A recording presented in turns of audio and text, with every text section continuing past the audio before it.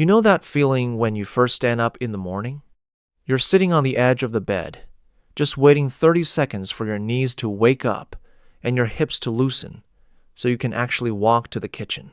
We usually just blame it on the years, but it's often not just age, it's inflammation. And here's the hard truth. Some of the foods we've been told are healthy are actually fueling that inflammation. Take that bowl of tropical mango or those overripe spotted bananas sitting on your counter. For an athlete in their 20s, those are great fuel. But for those of us over 60, these high-sugar fruits may lead to insulin spikes, which can support unwanted inflammation in your joints and makes your legs feel heavy and weak. I'm not here to tell you to stop eating fruit. I'm here to show you which 5 specific fruits are contributing to the breakdown of your cartilage and draining your leg strength.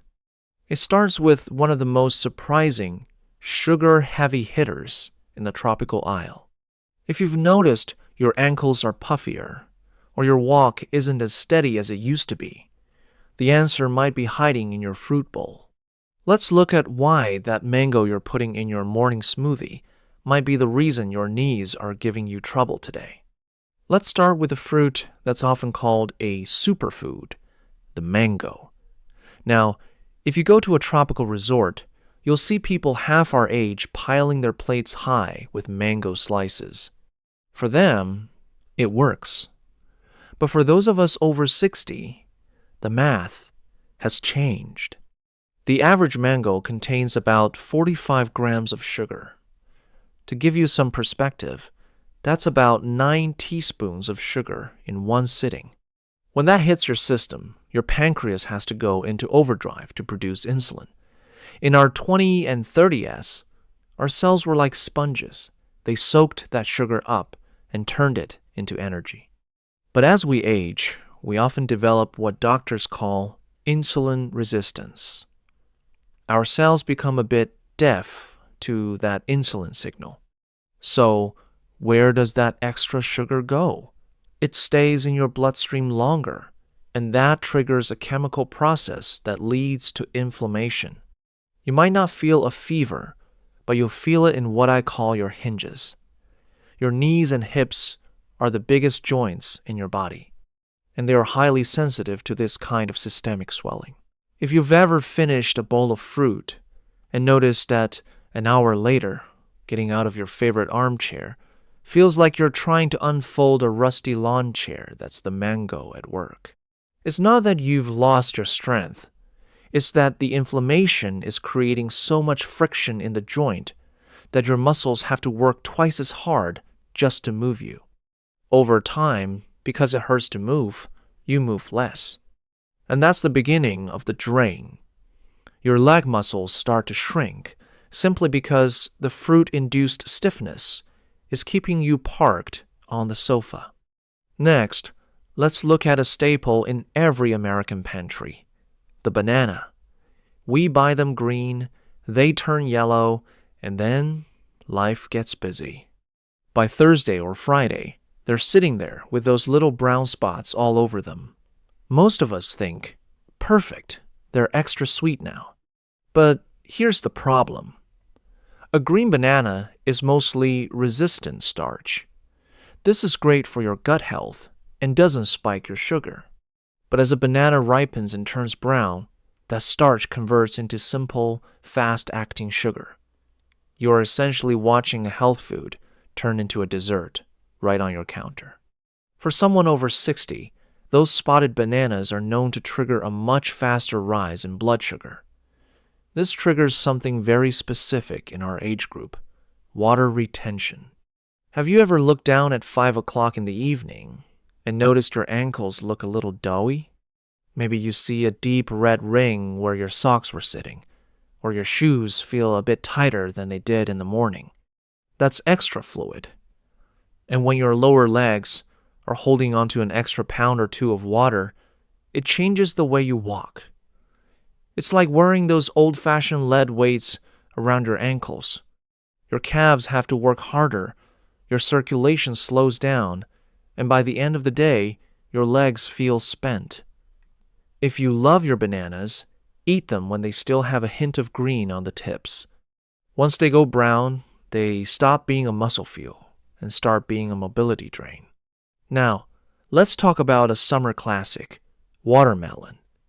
On a humid afternoon, there is nothing that hits the spot quite like a cold, crisp wedge of watermelon. And why wouldn't it be healthy? It's 90% water. It's right there in the name. But for those of us over 60, watermelon is what I call a glycemic trap. You see, even though it's mostly water, the sugar it does have is extremely fast-acting. In the medical world, they give it a high glycemic index score. What that means for you is that the sugar doesn't just walk into your bloodstream, it sprints.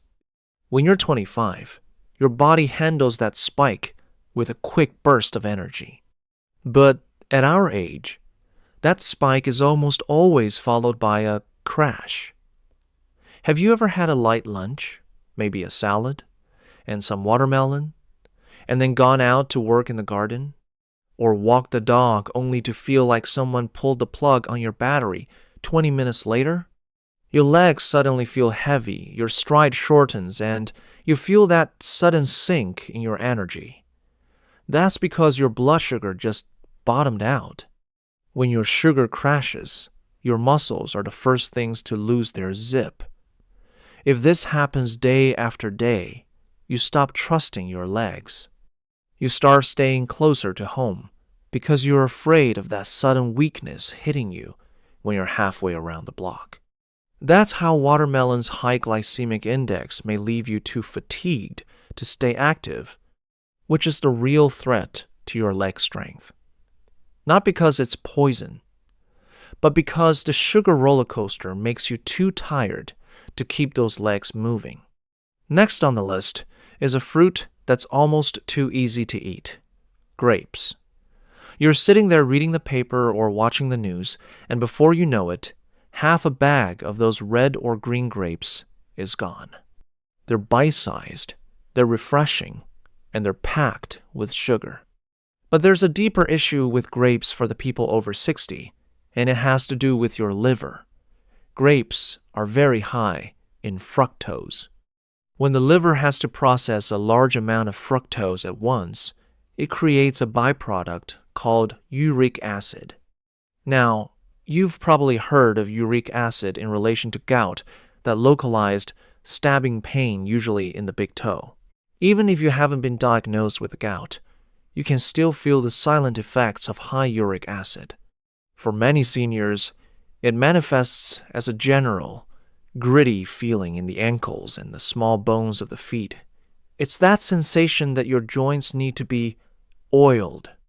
When your feet and ankles feel even slightly uncomfortable, your brain subconsciously changes the way you walk to protect them.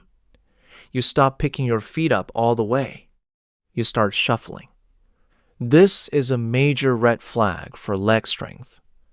When you shuffle, you aren't using your calves or your quads through their full range of motion. It's the use it or lose it rule in real time.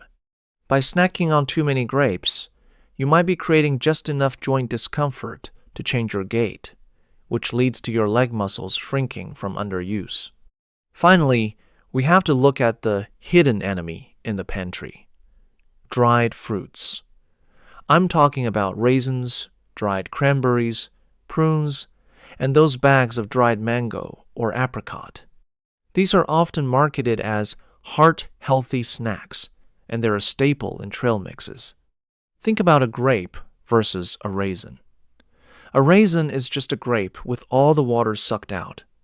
When you remove the water, you are concentrating everything that's left, especially the sugar.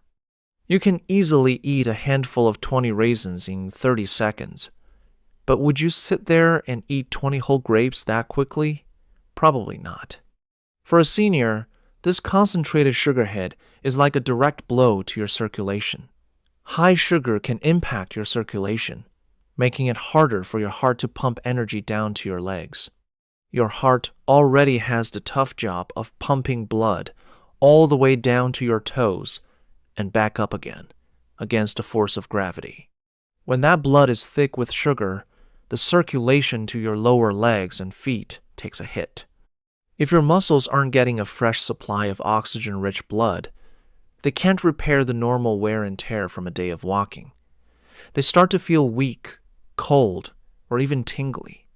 If you've noticed that your legs feel faint or numb after snacking on dried fruit, it's a sign that your circulation is struggling to keep up with that sugar load. Now, I don't want you to leave here thinking fruit is the enemy. It's about making smarter choices, especially as we get older. If you want to satisfy that sweet tooth without sacrificing your leg strength, look for fruits with a lower glycemic index. Berries like blueberries, strawberries, and raspberries are your best friends.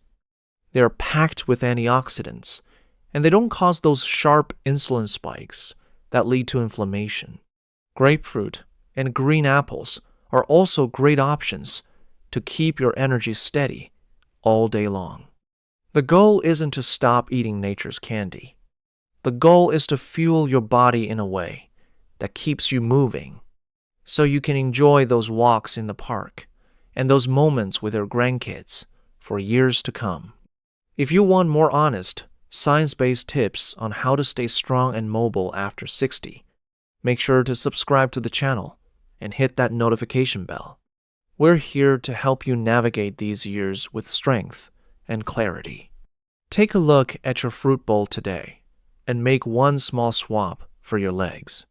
Thank you for watching, and I'll see you in the next one.